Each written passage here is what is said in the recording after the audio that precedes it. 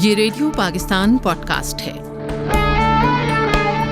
Bismillahirrahmanirrahim, dear listeners and viewers, this is Radio Pakistan's podcast series, and in our every podcast program, we like to interview an expert and guest, and with the purpose of sharing knowledge, information to our listeners and to our viewers as well.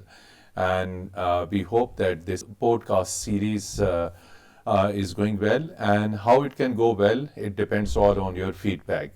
And today we have another very important guest in our studios, and that is advisor aviation to the Prime Minister of Pakistan, Air Marshal retired Farhat Hussain Khan Sahab. Air Marshal retired Farhat Hussain Khan Sahab, welcome to this podcast series. Thank you. And before beginning of the conversation, I would like to introduce who is Air Marshal retired Farhat Hussain Khan and how he reached to this current position in the caretaker government as an aviation advisor. And listeners and viewers, this aviation is very, very important ministry, division, sector, not only in Pakistan, world over.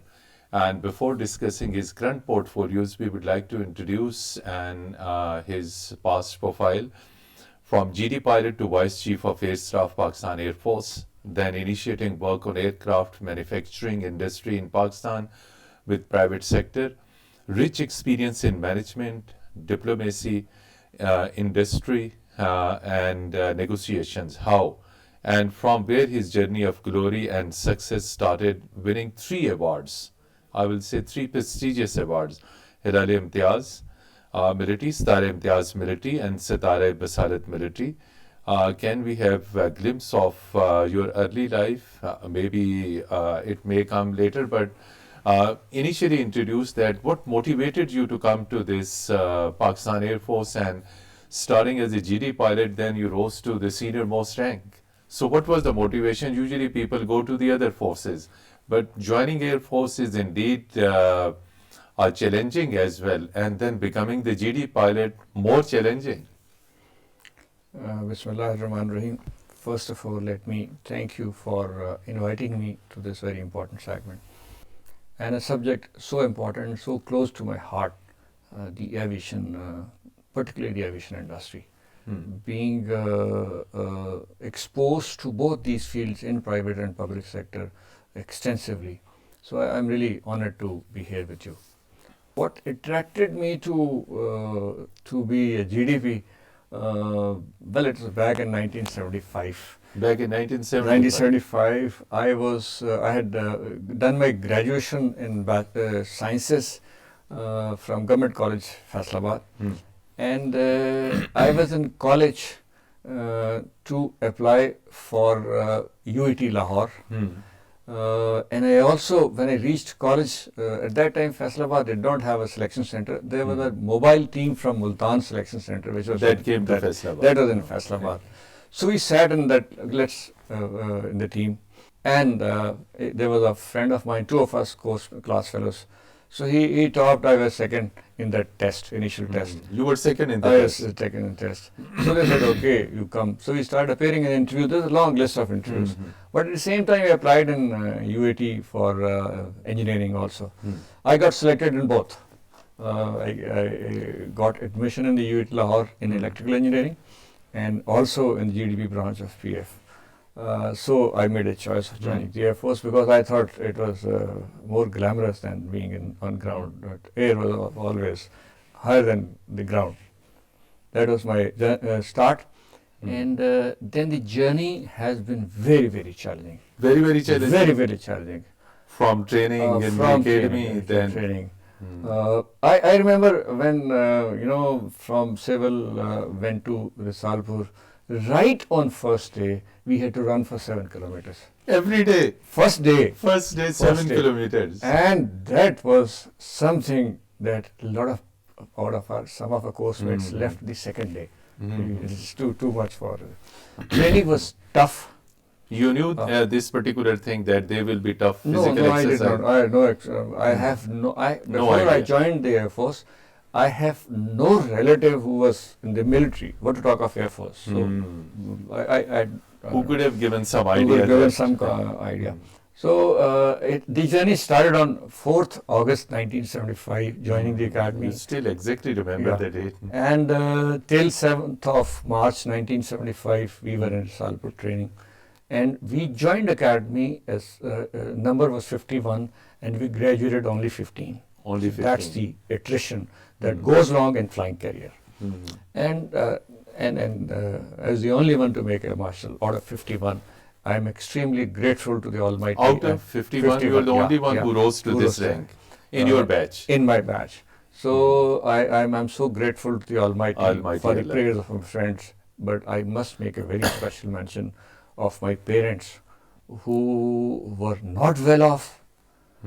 They afforded all this for me. Motivated and I you, think extended full support to you, their prayers. They're not living in this world, but their prayers are still with me, and I find it every day being blessed with something different. That's amazing. Really. So I am really indebted to my parents for Their support and their support, prayers, their prayers. exactly. So, Air Marshal Saab, in the current scenario, and again, if we look back in 75 years history of Pakistan, and particularly Pakistan Air Force, it's full of glory, full of successes, and many of the fighter pilots are still role model. So the Pakistani youth really is highly impressed by these GD pilot concept, and they wanted to join. So how would you like to motivate them? And they are very keen and they are very motivated already. But since you have been a GD pilot, you have told your story, how would you motivate Pakistani youth who want to be in this field? First of all, let me give my concept on this. It doesn't matter what you do in life, but you should excel. But should excel. That is number one. So anybody, every Pakistani in every job is making his best contribution towards the nation building. So let's be there to start with. True. But then there are certain jobs have different requirements, different dimensions to come around. So I think every Pakistani at every important place, even I would say, please allow me to say, even a sweeper makes best contribution. Contribution to the nation, whatever is his Whatever- job, if whatever he does that job with sincerity, This is sincerity. Exactly, That's the country will be neat and clean. That's the contribution. But then coming back to these selected appointments, all our military jobs are equally challenging, demanding. But why GDP? That is what I will come to. Actually, fighter pilot. Let me tell you some few specific that are not there in it. He sits in the cockpit alone and makes decision at every stage of life independently. That's one. Out of all the services, it is only Air Force where the pilot is the first to cross the border in war. The officer. First to cross the border in the exactly Indian in a conflict right, time. Conflict time. That needs courage. Decision and making example. ability. So you have to be on top of the world to decide, to be aggressive. No pilot is worth its value if he is not aggressive by nature. He has to assume I am the best, and whosoever is coming against me is not the best, so I have to shoot him. So you got to be at top of everything, psychologically, physically. Therefore, if you want to be amongst the best, and you have the ability to make quick decisions, and also are aggressive by nature, Exactly. then this is the place to be. This is the place to be. And we remember 27th February 2019, the way our pilots did that thing that the entire nation was expecting from them. The decision and the aggressive postures, and they went and the way they achieved the target, and they raised the morale of the entire nation. And then I've been reading and going through some of the background. You also spent some time in Indian capital, New Delhi. And what was that job? And how was that experience of working in capital of India? Yes. Actually, we have diplomatically relationship with all the countries, particularly so with superpowers, and even more so important with the neighbors. Hmm. So therefore, there are assignments in terms of military attaches, air attaches, naval attaches. So India, we have military, air, and naval three slots. So you were air attaché. I was the air attaché. Hmm. That's one. And from 1996 June till 1999 October. There was 3 years plus, a bit of plus. A very dynamic stay, I must tell you. 3 years stay. 3 years plus. 3 years stay. 3 years plus. Two areas are very glaringly visible, and I carry that impression till today. One is about the diplomatic status you have, and you are into the diplomatic community that you've never been before. And then you are supposed to be conducting as a national rep. Exactly.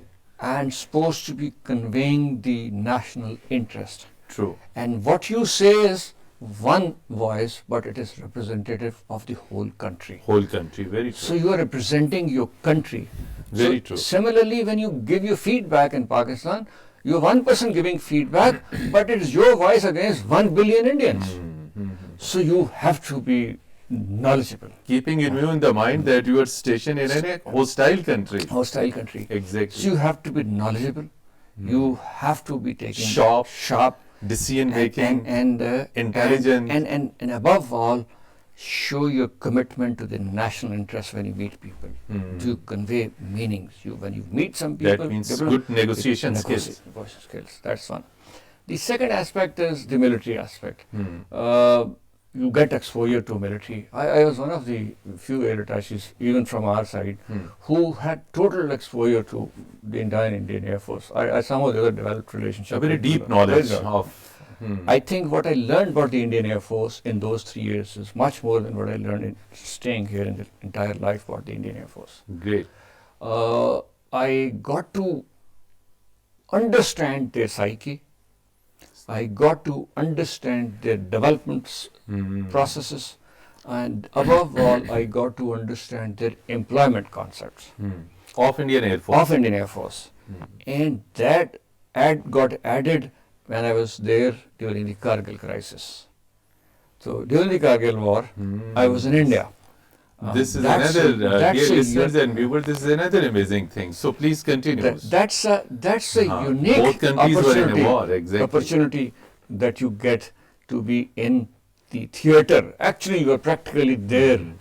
And there are, I would say, I try my best to contribute, and there are a lot of things that are classified in this. I will cross that maybe sometime we'll talk about it. But you must have been in constant in touch with your leadership, exactly, back in Pakistan. But I'm telling you, let me give you one conclusion about the Indian Air Force and the Pakistan Air Force. This is my conclusion. I still debated my conflict if people don't agree sometime. The Indian Air Force has a size, but it's not larger than its size. It's not larger in the size. It's not larger than its own size. Okay, this is the important thing. So if you evaluate them correctly and have the threat perception right, it is easily handled.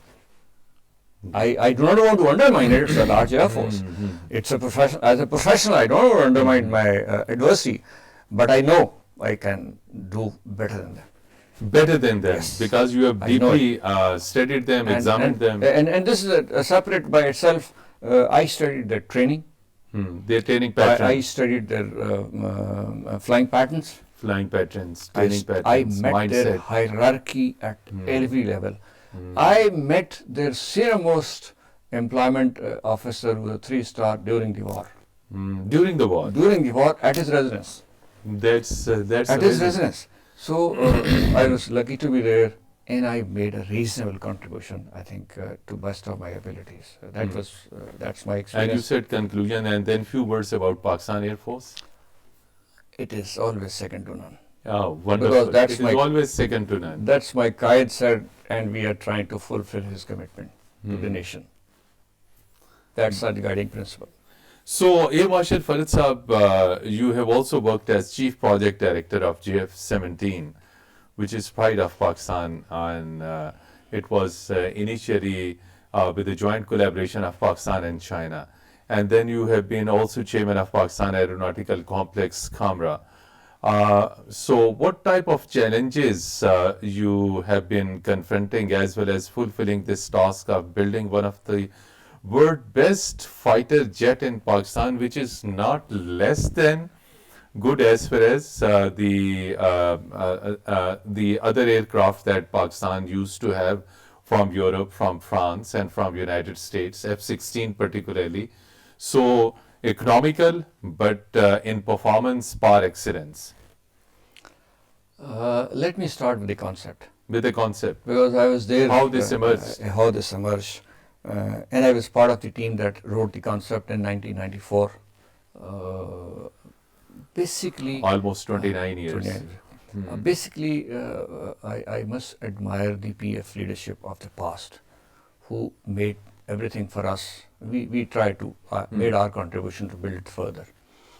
The concept was, when we were sitting in 1992 to 94, studying this, the visibility, what was visible beyond 2010. That was the beyond 2010.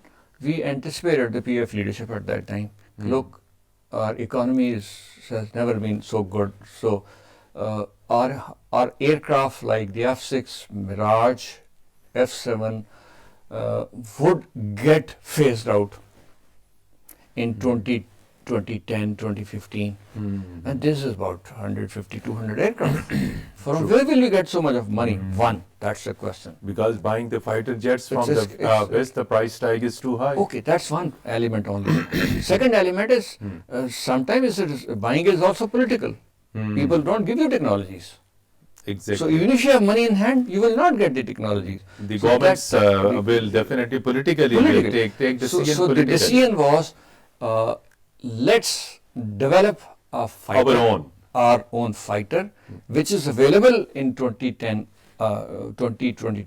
time frame, and it should be affordable in large number. Very good. Affordable in large number. This is the broad contours that we started working on. First MOU was signed, I still remember, in 1994, midnight, December 31st. 31st December. So that is between China and Pakistan. Between China and Pakistan. And then, of course, now I'll go to the development process. That's true. And then the operational capability. These are very critical aspects. We knew it where we are. This is the principle of life. You should always keep your feet on ground when you want to rise. Don't start jumping because you'll fall. We knew it what our capability in terms of industry was. Our capability in terms of industry was lesser at that time. So we decided we can't develop it on our own. Let's join hand with a partner. With another country. So a partnership, joint venture was developed, 50-50 partnership. Both countries contributed equal amount. Both countries are partners in benefit and risk sharing. Well. Exactly. Benefit and risk sharing equally. That's the second part of the concept. Now, since this was a basically PF requirement, so the Chinese also agreed we develop an aircraft as per the PF ASR. ASR is called Air Staff Requirement. So the specifications were defined by the Pakistan Air Force. This is the third element of it. Then, of course, this was the concept of it. Now come to the development process. So we followed it with again a concept. When I'm describing the concept, I mean, when your policies are clear, the thoughts are clear, but everything goes well. Then execution. The execution goes well. Exactly. So the next concept was easy to difficult, known to unknown.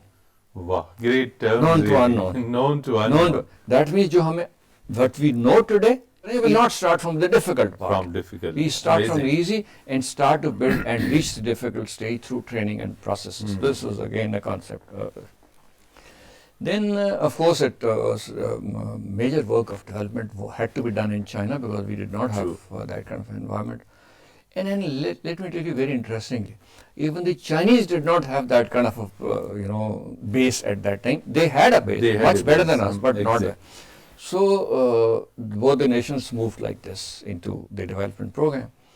And in 2000, of course, after this I went to India and came back, joined the program again in 2006. Now I was Chief Project Director. By now, what had happened was the aircraft had been developed to a proper prototype stage.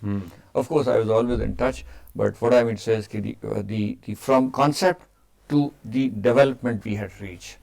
Now, let me also give you another very interesting figure that is not, probably you may not have heard it. That is from drawing board to the first sortie of the first aircraft, it is 28 months a world record. Wonderful. 28 months world record. So the first batch was rolled out.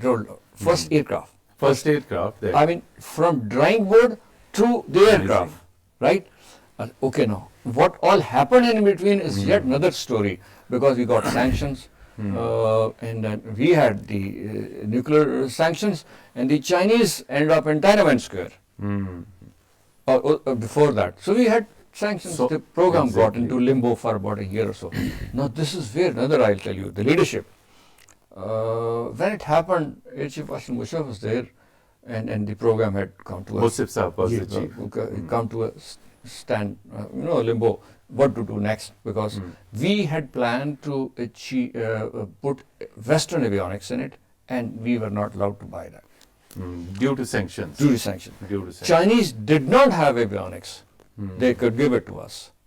They did not have the technology at that time. So how did they manage? How did they manage is very important. So what the Air Force decided, the Air Chief, he says, look, you can't do anything without a risk.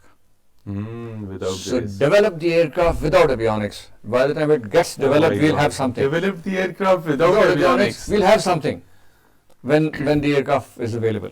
Okay. And second is, ask the Chinese to work on, and we'll fund it.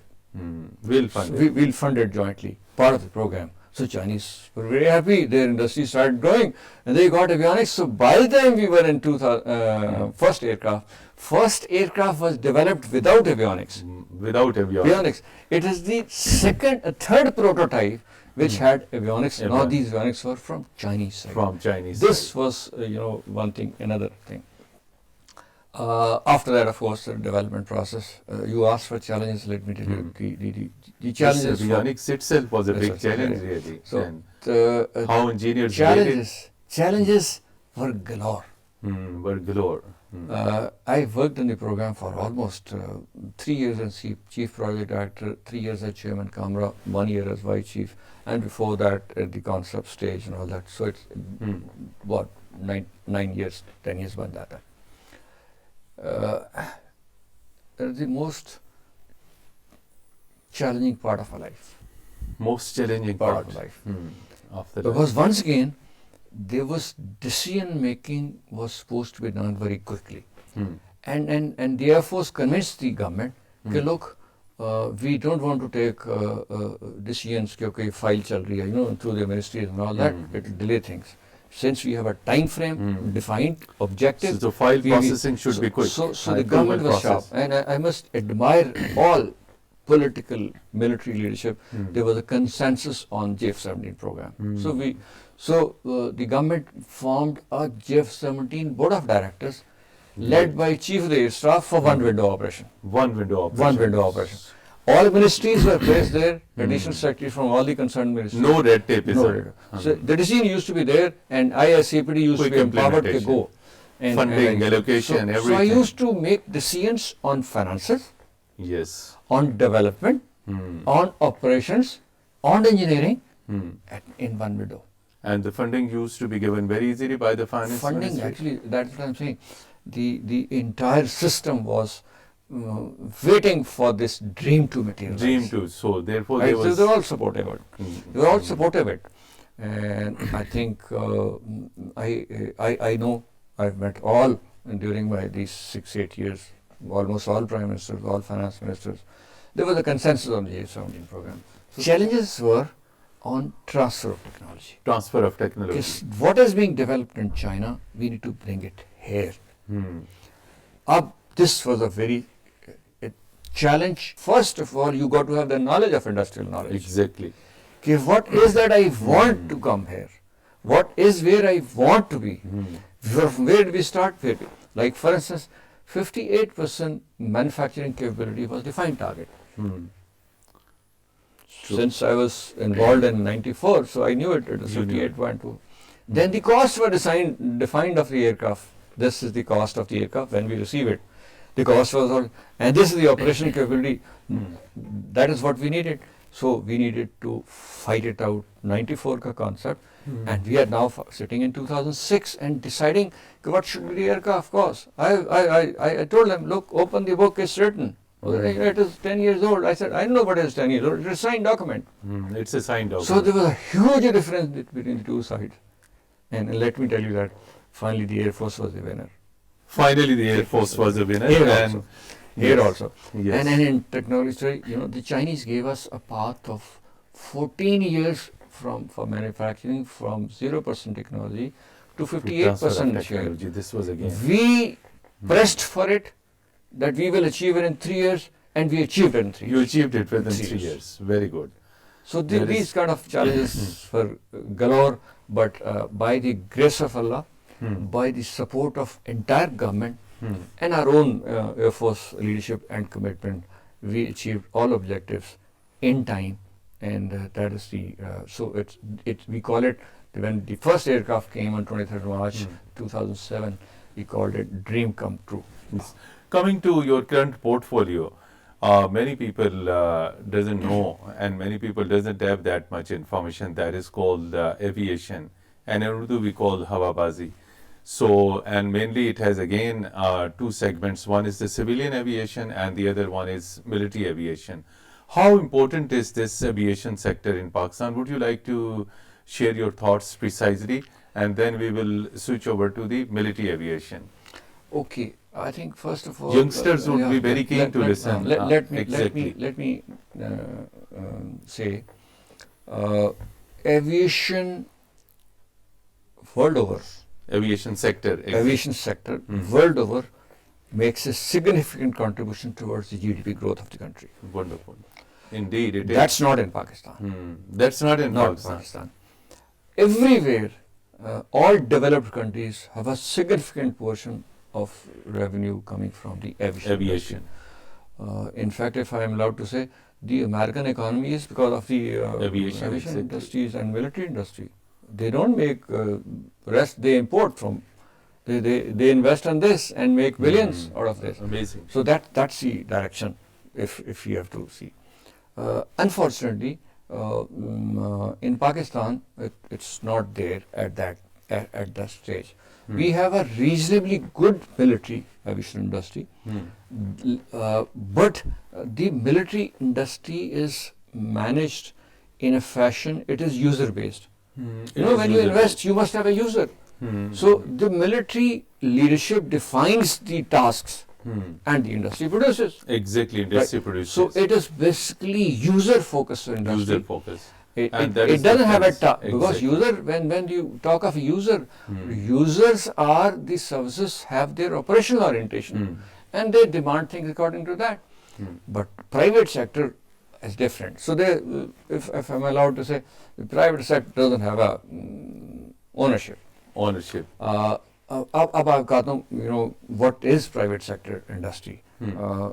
Actually, private sector aviation and industry. Civil aviation industry in private sector. Aviation industry has various elements, 7 to 8. We here only know about one, that airline. Look, that's not aviation alone. That is a portion of the aviation. The most significant element of the aviation is research, development, aircraft manufacturing. Research, development, aircraft manufacturing. And that is almost missing in Pakistan. Do we have, quickly within this, between that, do we have a proper aviation policy? Like we have yes, we have. The first time the policy was written in 2015, then it was written in 2019. In that, the aircraft manufacturing chapter was written by me. You have a contribution in that. And now we just have a recently aviation policy 2023. 23. The policy is about to come? It has already been The work is in approved. progress. It was approved by, it has been approved and it is already there, yet to be printed and distributed. So aviation industry, we need to grow. Let me give you another interesting statistics. All developed countries, when you look at, there is one thing common. All those who have invested in research and development make more money than others. This is a known phenomenon. So we have not invested in R&D. Research and development, research. which is So this needs the to be focus of our most of the focus developed countries. developed countries. Exactly. So we need to invest in R&D if you want to grow in this field. Otherwise, we will keep ending up buying every part, small little things from abroad. When you are importing things, you spend It dollars. costs a lot. That And goes you have to out. pay in dollars. Exactly. When you producing things, you bring in dollars and send equipment. So we need to be moving towards aviation industry's growth in the field of manufacturing, so that we start to get foreign exchange. Precisely tell us what are your plans as you have been very committed and dedicated to revive the aviation industry. So quick 3, 4, 5 steps how it could be. I'll go. I have analyzed in totality. As you said earlier, I will supplement yeah. your own answer that it's basically one of the key element of economy in every developed country. So, but as you said that in Pakistan there has been no proper focus. So how to revive it? I'll tell you. I have done the analysis. We've had various discussions. In this short time of the interim Yes. government, I have defined my objectives also. True. Those have been documented, and moving forward, soon you'll see a lot of things happening. I'll just give you a broad. Before the expiry of the yeah, government. yeah. Okay, very good. Before objectives are time bound. Time bomb. The first thing is focus on the parameters that the public sector must support the private sector. One, we will ensure Public this sector must support the private sector. And they can. One. Second is the research development must have a proper place in the Proper aviation place. industry. That means research and development must be funded by the public sector. Public sector. Second. Third is international competition. For instance, today the figures are the world needs about 250,000 pilots by 2034. That repeat the figure again. 250,000 plus. Pakistani pilots. No, world over. World over. World okay. over. The region needs about 80,000 pilots. Region needs 80,000 pilots. By 2034. And we are only producing 37 pilots per year. In Pakistan. In Pakistan. Now 37. So we do not have a share. We have a share to take. If we Market and invest scope on- internationally is so there. much. Market is there. So we are strategizing how to achieve an objective that we start to export pilots. So there should be Yeah. some academies. Yeah, I'll tell you. Yes. There are academies. There are academies. They needed to be funded, they needed to be supported and given targets. Given targets. Model is, okay, come, we will support you. You want to buy aircraft, we will try and give you loans. You want to train more capacity pilots, you build up capacity, we will give you scholarships. We will convert these flying schools into educational institutions so that they can be supported through scholarship. So one of the objectives is also to reduce the training cost. Because, Training cost is very training high costs are currently.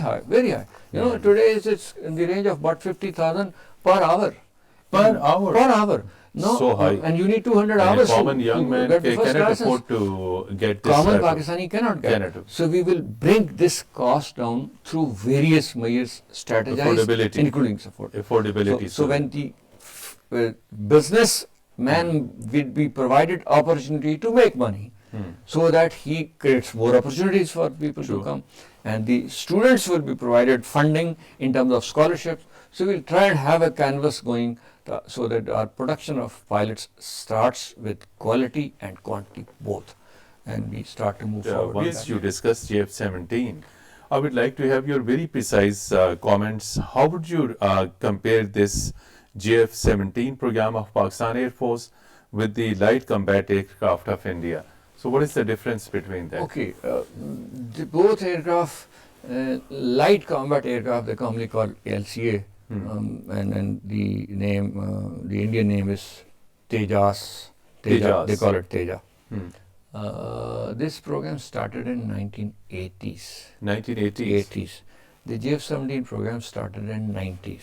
Hmm. So they were 10 years ahead of us in starting the program. My goodness. And by the time we started, they had spent billions on this Mhm. program. When we started, even today, we are about 10 years ahead of them. Hmm. We started late. True. We inducted the aircraft much before. Hmm. And the other major difference is our aircraft is a dream of the nation, loved by the PF. Wow. Their aircraft Dream of the nation, loved loved by by the PF pilots. Very good. And their aircraft, Hmm. LCA, even the Air Force did not want to induct. You didn't want to induct, and my last They were was forced to buy Yes. 20 aircraft by the government. लोग इज्जत रखने के लिए कम से कम कुछ खरीद लो. कुछ खरीद So that's the difference in the two models, and we can talk in detail some other programs. And we you have like. seen your tremendous Yeah. success, Marshal, in Yeah. life. So, in prevailing circumstances, your message to the Pakistani youth who look disappointed and who said, let's move abroad, what is your message so that they could be motivated and they could be definitely kept in Pakistan, telling that Pakistan is a rising and bright country and a bright future ahead? Actually, we are misreported country. Hmm. We have our challenges, and we have True, both and that is in every country in In every South country. Asia, in other other developing we have countries. challenges, and who is going to overcome these challenges? We. Exactly, the people. Nobody else is themselves. going to come from abroad to sort out things. We have to That's sort out very our true. things. You know, it's simple. If a house is dirty, you have to clean it yourself. Nobody will come to clean it. So our system has issues, challenges. Some are very serious. The new generation needed to be given the vision of brightness, of silver lining, Wow. as to a Brightness, country silver lining. a country with 250 million people has Mountains, rivers, deserts. everything. and Yes, four we weathers. need to, but then we should not look at things without ground realities. The ground reality is we need to invest in education. We need to invest in Human resource development. R&D. These two fields will define rise of the nation. The day we decide to invest, we will start rising. Challenges are everywhere. I think the strongest economy today is facing some challenges here and there. Look at what happened in COVID. The economies went down. Exactly. And then they rose again because they had the resilience. Good HR, qualified HR creates the resilience. Research and development industry creates the resilience in survival and rise of the nations. And Indeed. my message to these youngsters is, please contribute rather than leaving it. Contribute, make your own share for the betterment of the next generation. Exactly. That's indeed wonderful. Thank you so much indeed, Air Marshal retired Farhat Hussain Saab. And dear listeners and viewers, this message that we need to invest on our youth, and particularly we have to give them a direction, and the direction is that spent on research and development. And if our human resource is properly educated, trained, and that is the future of the country. Once again, thank you so much for sharing so many thoughts and stories in a short time. And we will continue to invite you in the future as well, once there are more stories and more developments in the aviation sector. And viewers and listeners from this, thank you so much and goodbye from Radio Pakistan podcast series.